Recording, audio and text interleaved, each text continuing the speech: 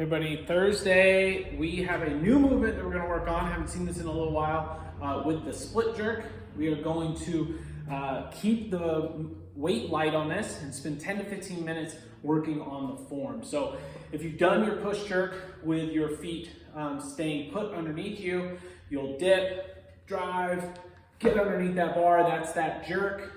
Standing, then bring the bar down. Well, we're going to go to a push or a split jerk now, whereas we push up, okay, to get underneath that bar. So we go into our first dip and we push up. Now we are going to get into that split lunge position to get underneath the bar. And then we're going to talk about how you'll get out of that to reset. The idea is the same. We're going to be dipping and pushing up and then getting under it. We're just going to change where our feet are.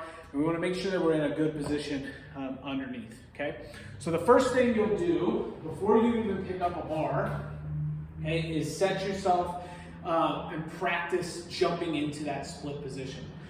So I can pretend that I have a bar here, or I can just work on a little bit of a dip, okay? And then as I jump, try both feet, see which one you're more comfortable with. As I go here, I'm going to jump and see if I can land balanced. My front shin ideally is vertical, so my knee is over my heel, okay? That would look different, right, if it was back, or if I have my knee way in front, so this isn't a big enough step. So ideally, that's a vertical shin.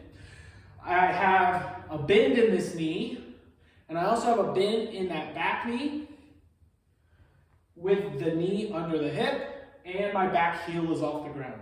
So you're unlikely going to just be able to do this with a flat leg there. You're not going to be able to support that weight. You're going to feel stretched through the back of the leg. So practice that landing first. Okay, so first dip. And just practice here. Am I in a good position where I'm wide enough that I'm not going to fall over? If I'm really narrow and on the same line, I'm going to fall over. So there's some things to practice there before we even touch the bar. Once we get to the bar, we'll then go and practice that dip and then pushing up and then landing in that split. And then to get out of this split, you're going to take front foot first. You're going to keep that bar locked out overhead until we get front foot, back foot, bar comes back down. Okay, show it again. Dip. Front foot, back down.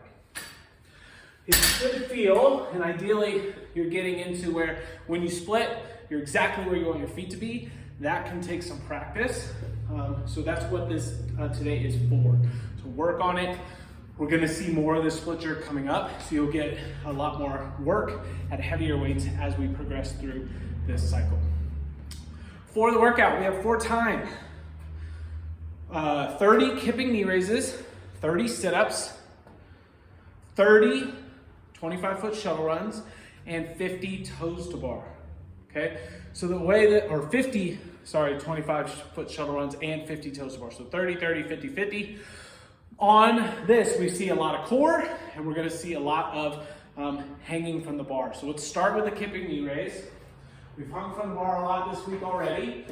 If you are working on your kip, okay, the way this will look is we're going from this is a hollow position, this is my Superman position, and as I push back again into my hollow, my knees will come up. Trying to keep your feet together and trying to raise your knees past the waist, okay? What we don't want is just hanging here, especially like in a dead hang, and just kind of barely bending the knees up. I want to really see that kip, knee raise. So you should be lifting the knees as you're pushing down on the bar. As your knees come back down, you swing back through Superman, knee raise. Okay, so that would be 30 of those. Break those up as needed. If we need to do some scale versions, we can. No matter what version we're doing, trying to get the knees up higher than the waist level is our goal. 30 sit-ups, so your core will be taxed on those knee raises, and you're gonna go into your sit-ups, but catch your breath on those. You'll then have your 50 25-foot shuttles, and then 50 toes to bar. Okay, so after you already gassed, you've already worked your core, you've already worked your grip, You'll finish with toes to bar. The knee raise could be a version of a scale. So we can do that if we need to. We could add more sit-ups. We could do a toes to something. Trying to keep our feet together. We could do toes to bar. Depends on where you're at for that. Again, you only have to go through it once. We're picking the right scale movements so that this workout takes us no longer than 15 minutes. Hopefully we're in that 10, 12, 13-minute range for this entire thing.